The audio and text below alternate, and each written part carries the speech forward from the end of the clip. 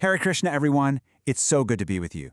Today, we get to dive into what is, without a doubt, one of the most incredible, most illuminating chapters in the entire Bhagavad Gita. We're going to be exploring Chapter 9, the most confidential knowledge. And what's so amazing about this title is that it doesn't come from some later scholar or commentator. Nope, Lord Krishna himself gives this chapter its name. He calls it Raja Vidya, the king of all education, and Raja Guhyam, the most secret of all secrets. So right off the bat, we know we're about to hear something incredibly important directly from the Lord for Arjuna and for all of us. So how do we even begin to unpack this king of knowledge? Well, to help us out, we're going to use a really nice and simple framework from Sutapadada's study guide. It's the acronym KING. It's perfect, right? This will walk us right through the four main themes. K for the knowledge itself, I for Krishna's inconceivable nature, N for navigating the paths of worship, and finally, G for the supreme glories of devotion. All right, let's jump right in with K for knowledge. Now, this isn't just knowledge for anyone and everyone. As Krishna explains in the very first verse, there's a specific qualification needed to really receive it, and more importantly, to actually understand it. Krishna tells Arjuna, "My dear Arjuna, because you are never envious of me, I shall impart to you this most confidential knowledge." So, what's the entry ticket? It's two things, being non-envious and being faithful.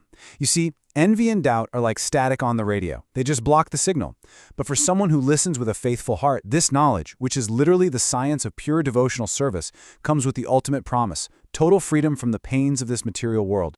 And there's a good reason why that faith is so crucial. It's because what Krishna is about to reveal next is, well, it's truly inconceivable. This brings us to I in our acronym.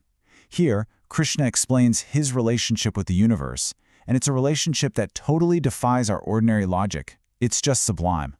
The key Sanskrit term he uses is yogam eshwaram, his divine mystic power. So what on earth does that mean? Well, it means that this entire cosmic show, every single planet, every atom, you and me, everything is resting inside him. And yet he's not entangled by any of it. He remains totally separate, completely transcendental. It's kind of like how an artist creates a masterpiece, but isn't part of the painting itself. Now, because Krishna is the perfect teacher, he knows this is a tough concept for our little minds to grasp. So he gives us this absolutely brilliant analogy. He says, think about the wind. It's super powerful. It's blowing everywhere, right? But it's always contained within the sky. The sky holds the wind, but it's not affected by it.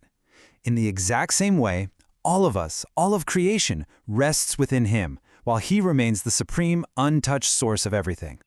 Okay, so once we get even a little glimpse of this inconceivable nature of Krishna, the next logical question is, how do people respond to that? And that brings us to N for navigating worship.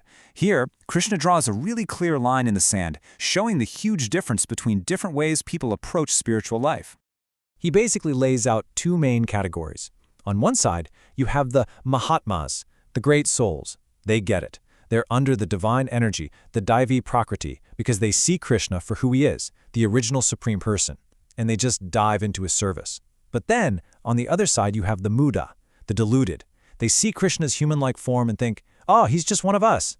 Their hopes for any real spiritual progress are just baffled because they can't see the divine controller pulling the strings behind the curtain. Then Krishna gets really practical. He says, look, your destination completely depends on who you worship.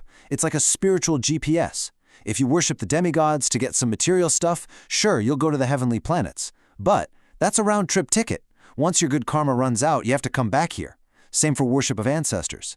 It's only those who worship him, the Supreme Lord, who get that one-way ticket back to his eternal home, never to return to this cycle of birth and death again.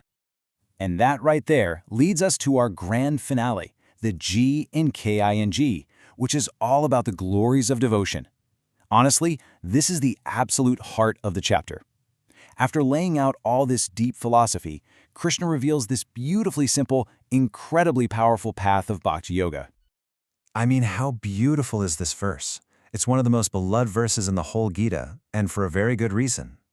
What is Krishna saying? He's saying the door is open to absolutely everyone. It doesn't matter how rich or poor you are. He doesn't need some huge fancy ceremony. He has everything already. What he wants, what he's looking for, is just our love. A simple leaf, a little bit of water, offered with genuine devotion means more to him than mountains of gold offered with a cold heart. So at the end of the day, it all boils down to just one thing: bhakti, love and devotion. As Srila Prabhupada says in his purport, it doesn't matter if you're a brilliant scholar, a powerful person, or a billionaire. None of that can make Krishna accept your offering. The only thing that captures his heart is that feeling of sincere, loving devotion. It's a real exchange of love. And just in case anyone missed the point, Krishna doubles down and makes it crystal clear that this path is for everyone. He specifically says that anyone who takes shelter of him, even those considered of lower birth by society, women, merchants, laborers, they can all reach the supreme goal. On the path of bhakti, all those material labels, they mean absolutely nothing. All that matters is the heart. And for anyone who takes up this path, Krishna makes this incredible, rock-solid promise. He tells Arjuna, declare it boldly to the whole world. My devotee never perishes. Na me bhaktaha pranashyati. Think about that. He doesn't just whisper it to Arjuna, he says, go shout this from the rooftops. It's this powerful personal guarantee of his protection and his love for anyone who gives their heart to him. So, where does all this profound wisdom lead? What's the bottom line? Well, the entire chapter culminates in this final, beautiful verse, which is really Krishna's supreme invitation to all of us. It's the practical summary, the direct call to action, the absolute essence of this king of knowledge. This is it. Manmana bhava madbhakto. This is the entire science of Krishna consciousness right here in one verse. Always think of me, become my devotee. Madhyaji mam namaskuru. Worship me and offer your homage to me. You see how simple and direct that is? It's not vague, it's not complicated, it's a personal formula.